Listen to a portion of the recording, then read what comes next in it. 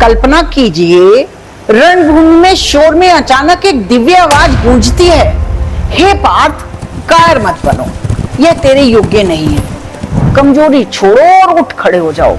यही है वो क्षण जब भगवान श्री कृष्ण पहली बार मौन तोड़ते हैं और गीता का असली ज्ञान शुरू होता है। पहले अध्याय में हमने देखा अर्जुन, जो महाभारत का सबसे बड़ा धनुर्धर था, युद्ध भूमि में अपने प्रियजनों को देखकर टूट जाता है। उसके हाथ से गांडीव छूट जाता है, शरीर कांपने लगता है और आंखों में आंसू भरकर वह कहता है, मैं युद्ध नहीं करूंगा। यही है अर्जुन विषाद योग, जहां दुनिया का सबसे वीर इंसान भी अपने ही मोह और रिश्तों के बोझ में पराजित हो जाता है। यही अध्याय हमें दिखाता है कि विषाद, डर और भ्रम इंसान को कितना निर्बल बना देते हैं। लेकिन यहीं से शुरू होता है असली चमत्कार।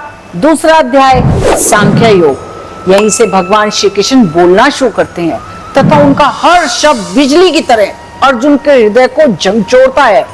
यहीं पर मिलता है हमें आत्मा का अद्भुत ज्ञान। आत्मा कभी जन्म नहीं लेती, कभी मरती नहीं। यहीं पर समझ में आता है कि मृत्यु अंत नहीं है, सिर्फ परिवर्तन है।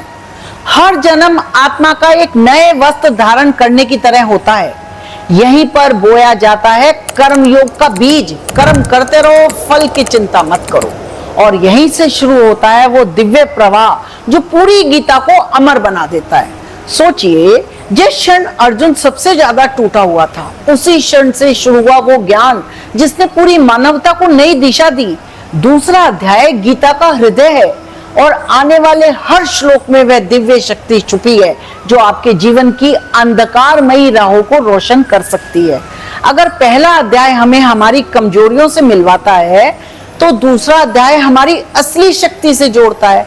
हर श्लोक आपके दिल में डर, मोह, भ्रम को तोड़ेगा और याद दिलवाएगा, तुम आत्मा हो, अमर हो, अजय हो।